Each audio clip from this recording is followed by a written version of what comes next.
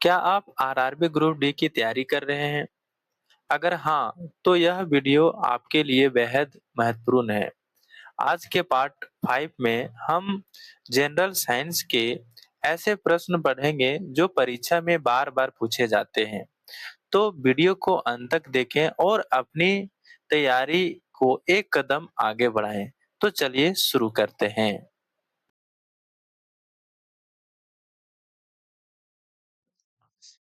बात करें हम लोग यहाँ पे पहला सवाल, तो पहला सवाल क्या दिया हुआ है? स्तंभ ए को स्तंभ बी से सुमेलित कीजिए। क्या दिया हुआ है? स्तंभ ए को स्तंभ बी से सुमेलित कीजिए। स्तंभ ए में दिया हुआ है अम्ल, तो यहाँ पर आप देखिए जो यहाँ पे जो 2 नंबर दिया हुआ है, क्या दिया हुआ है? जल में H+ आयन उत्पन्न करता है। सही बात है, अम्ल जो है वो क्या है? H+ आयन उत्पन्न करता है। तो यहाँ पर क्या हो जाएगा? ए का क्या हो जाएगा? 2 हो जाएगा। तो ए का 2 किस में दिया हुआ है? ऑप्शन ए में दिया हुआ है और ऑप्शन डी में दिया हुआ है, आप देख सकते हैं। तो यहाँ पर जो हमारा ऑप्शन बी है और ऑप्शन सी है वो क्या हो जाएगा? एलिमिनेट हो जाएगा।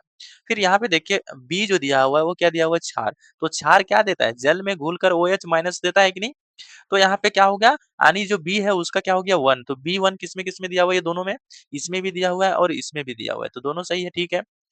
अब सी यहाँ पे दिया हुआ है क्या? अम्ल और क्षार। अम्ल और क्षार का जब रिएक्शन होता है तो क्या बनता है? नमक और जल बनता है। सही बात है, अम्ल और क्षार का जब रिएक्शन होता है तो नमक और जल बनता है, जिसको हम लोग उदासीनीकरण अभिक्रिया भी कहते हैं। तो यहाँ पे क्या हुआ? सी का 3 किसमें है? ऑप्शन ए में भी है और ऑप्शन बी में नहीं है। तो यहाँ पर हमारा जो ऑप्शन ए है वो बिल्कुल सही हो जाएगा। क्या? ए का 2 और बी का 1 और सी का 3 और डी का 4 हो जाएगा, ठीक है। अब हम लोग चलते हैं नेक्स्ट सवाल की ओर। नेक्स्ट सवाल यहाँ पे हमारा जो दूसरा नंबर है वो बोल रहा है, निम्नलिखित में से कौन सा शील्ड कोयले और पेट्रोलियम की उत्पत्ति का सर्वोत्तम वर्णन करता है? कौन सा शील्ड बोल दिए थे यहाँ पे, विकल्प सॉरी, कौन सा विकल्प जो है कोयला और पेट्रोलियम की उत्पत्ति का सर्वोत्तम वर्णन करता है? ऑप्शन ए में दिया हुआ है उच्च दाब में ज्वालामुखी सेलों का अपघटन ज्वालामुखी के कारण तो ये बनता ही नहीं है कोयला और पेट्रोलियम। तो यहाँ पर ऑप्शन ये जो है गलत हो गया।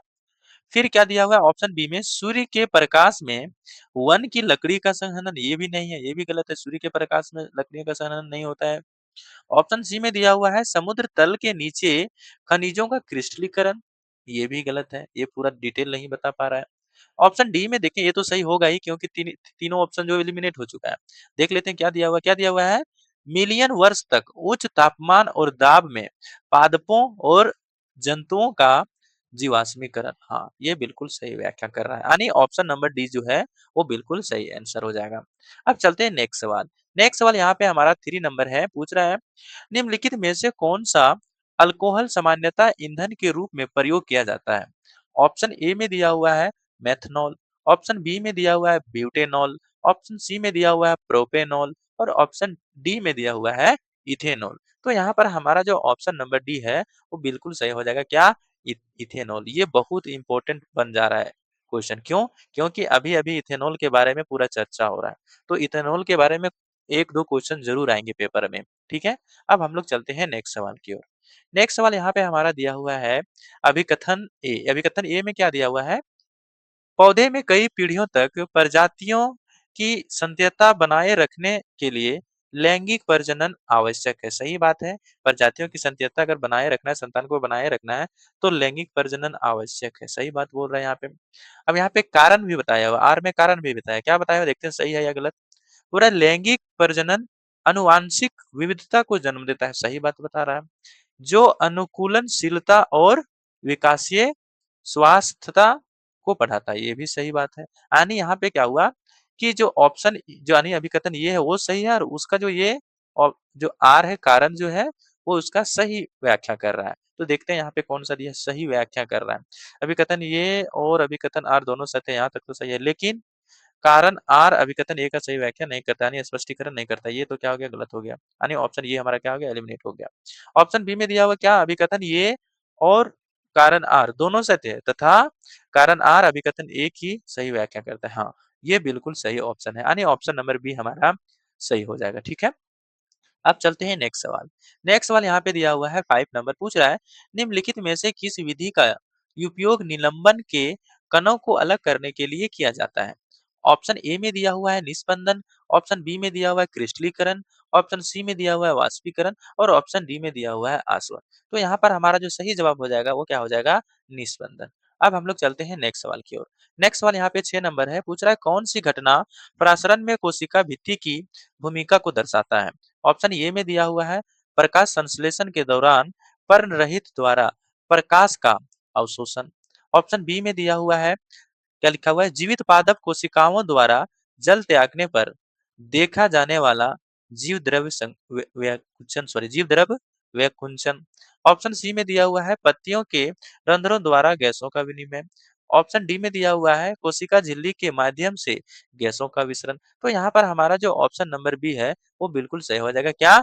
जीव पादप कोशिकाओं द्वारा जल त्यागने पर देखा जाने वाला जीव द्रव्य व्यकुंचन। ठीक है। अब चलते हैं नेक्स्ट सवाल की ओर।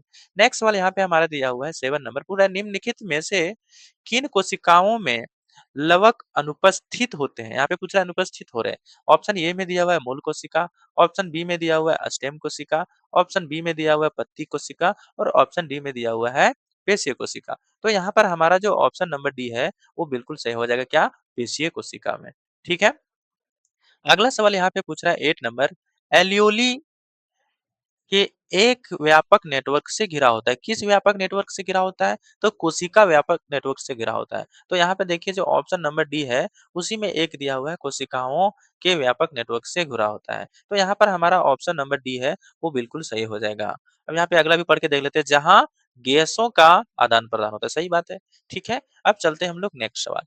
नेक्स्ट सवाल यहाँ पे हमारा 9 नंबर है, बोल रहा है एक्स प्रतिरोध, प्रतिरोध क्या दिया हुआ है? एक्स वाले धातु के तार के सिरों पर वोल्ट V का विभवांतर आरोपित करने पर I एम्पियर धारा प्रवाहित होती है। सही संबंध चुनिए। हम लोग जानते हैं कि V बराबर क्या होता है ओम्स लॉ से?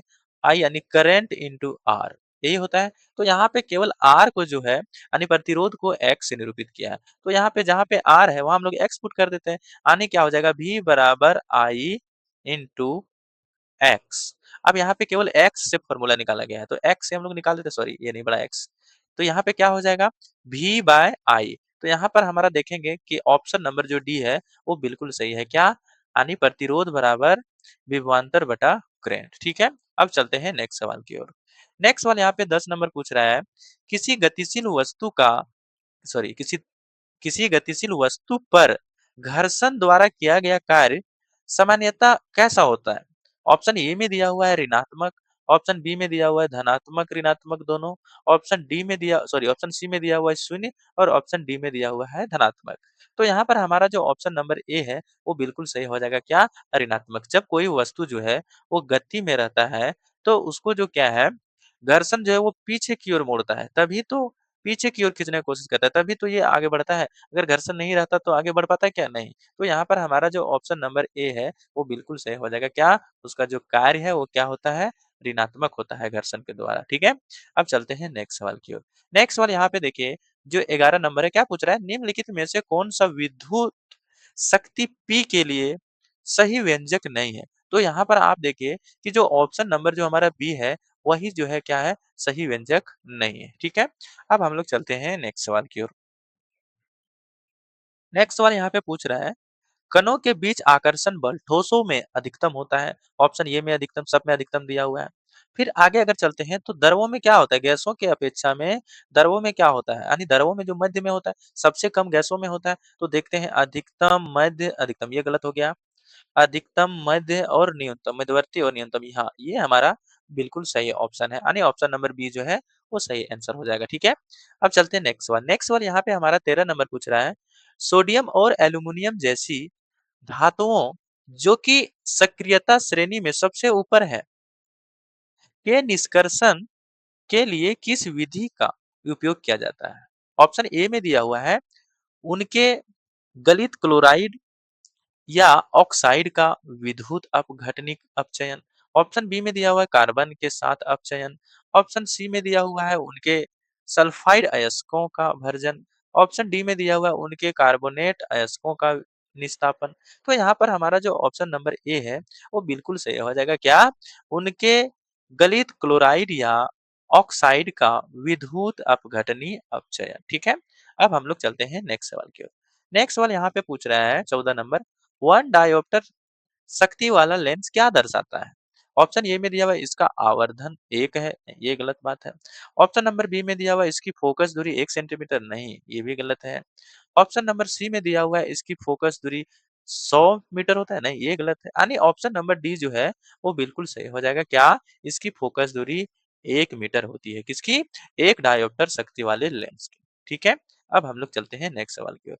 नेक्स्ट सवाल यहाँ पे 25 नंबर पूछ रहा है, पुष्प का कौन-सा भाग विकासशील कली को परिबद्ध करता है तथा उसे शील्ड करता है? तो उसको मतलब कहने का मतलब है कि क्वेश्चन पूछ रहा है कि जो कली जो निकलता है उसको प्रोटेक्ट यानी शील्ड रोक के कौन रखता है?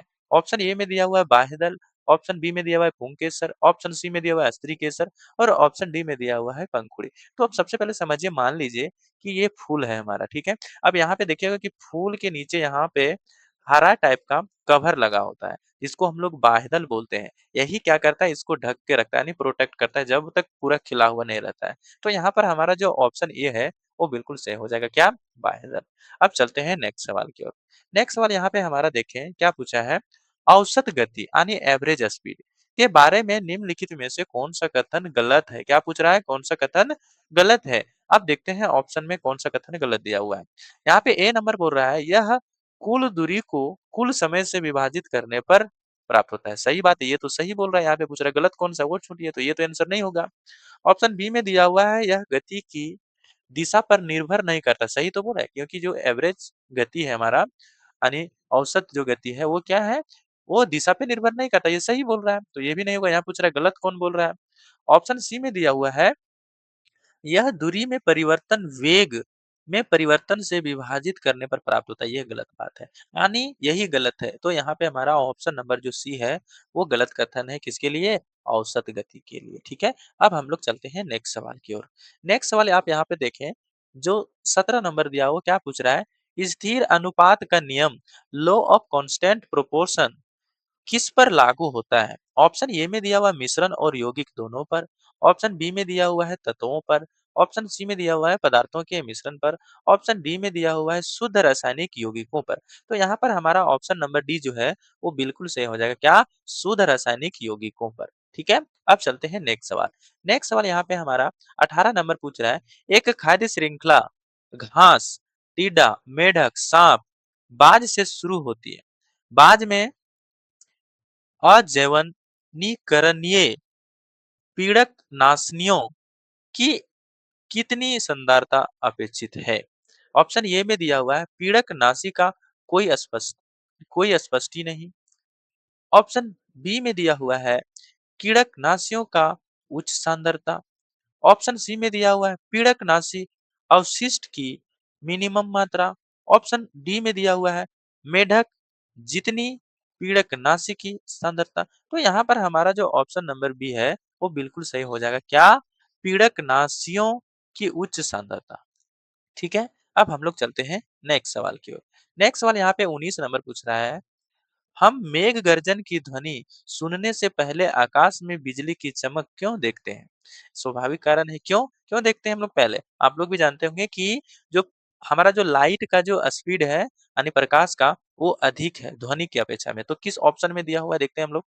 प्रकाश ध्वनि से अधिक चमकीला होता है। प्रकाश ध्वनि से अधिक चमकीला तो ध्वनि चमकीला होता क्या है? ये गलत हो गया। बी नंबर दिया हुआ है ध्वनि प्रकाश से धीमा चाल से गमन करती है। सही बात है कि ध्वनि जो है वो प्रकाश से धीमा चलती है। तो यहाँ पर हमारा जो ऑप्शन नंबर बी है वो बिल्कुल सही हो जाएगा। अगला हम लोग देखते हैं, अगर कहीं अगर दूसरा भी सही हो जाए कहीं तो। प्रकाश ध्वनि से धीमा चाल से गमन करता है। प्रकाश ध्वनि से कहाँ धीमा चलेगा, ये तो अधिक चलता है, ये गलत हुआ। फिर क्या दिया हुआ है प्रकाश और ध्वनि समान चाल, ये भी गलत हो गया। ठीक है? तो यहाँ पर ऑप्शन नंबर बी ही हमारा क्या है, सही है। अब चलते हैं हम लोग नेक्स्ट सवाल की ओर।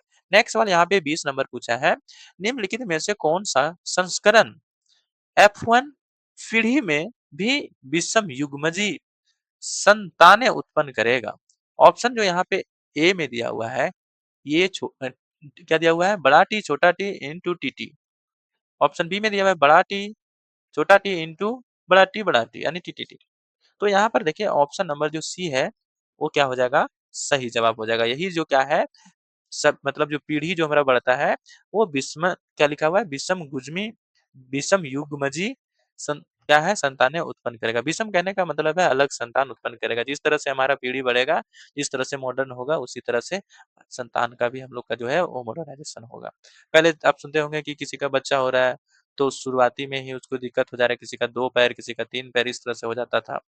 तो यहाँ पे बोल रहा है कि जिस तरह से हम लोग का जो पीढ़ी अगर बढ़ेगा, उस तरह से संतान भी जो है हम लोग का उसी अकॉर्डिंग मॉडर्न हो जाएगा। समझ में आ गया? ठीक है। अब चलते हैं नेक्स्ट सवाल की ओर। नेक्स्ट सवाल यहाँ पे हमारा 21 नंबर बोल रहा है कि 2 तंत्रिका कोशिकाओं यानी न्यूरॉन के बीच में खाली अंतराल को क्या कहते हैं? ऑप्शन ए में दिया हुआ है ल्यूमेन कहते हैं, ऑप्शन बी में दिया हुआ है क्या दिया हुआ है सिनेपस कहते हैं, ऑप्शन सी में दिया हुआ है अंतरकाल अवकाश कहते हैं और ऑप्शन डी में दिया हुआ है स्ट्रोमा कहते हैं। तो यहाँ पर हमारा जो ऑप्शन नंबर बी है वो बिल्कुल सही हो जाएगा क्या सिनेप्स कहते हैं। ठीक है।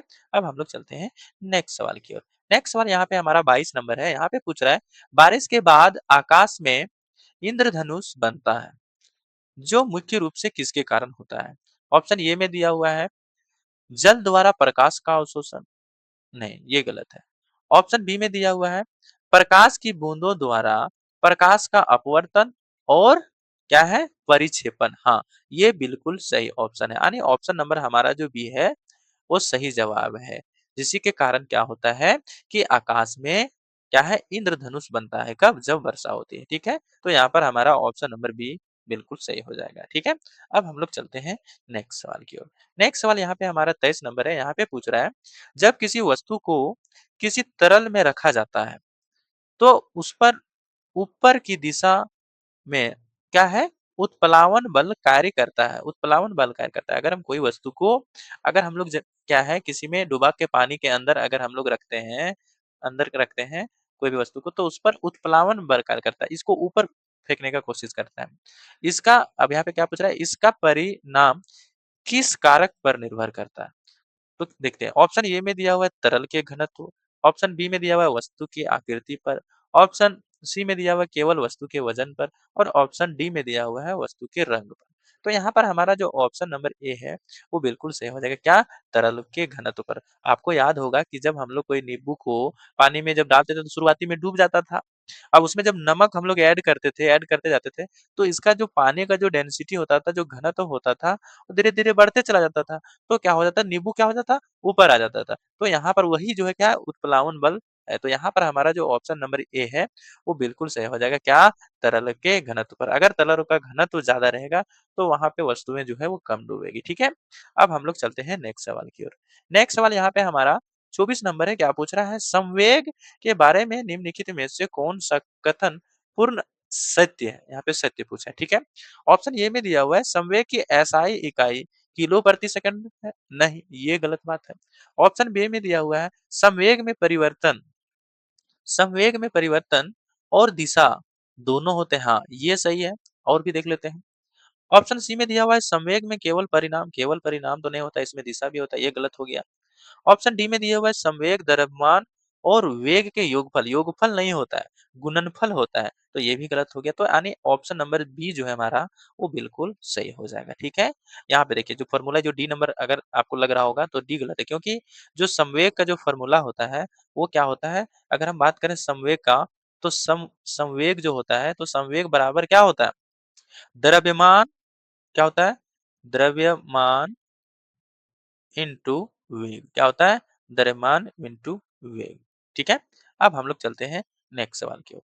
नेक्स्ट सवाल यहाँ पे हमारा जो लास्ट है 25 नंबर है वो यहाँ पे पूछ रहा है एक कार्बनिक कार्यात्मक समूह का सही उदाहरण चुने जो अपनी रासायनिक संरचना में किसी भी दोहरे आबंध को निरूपित नहीं करता है। ऑप्शन ए में दिया हुआ है प्रोपेनॉन नॉन और ऑप्शन बी में दिया हुआ है प्रोपेनल, ऑप्शन सी में दिया हुआ है प्रोपेनाइक अम्ल और ऑप्शन डी में दिया हुआ है प्रोपेनॉल। तो यहाँ पर हमारा जो ऑप्शन नंबर डी है वो बिल्कुल सही हो जाएगा क्या प्रोपेनॉल। तो यहाँ पर जो 25 टोटल क्वेश्चन थे उसको हम लोग कवर कर लिए हैं। अब हम आपको मिलते हैं नेक्स्ट वीडियो में। ठीक है।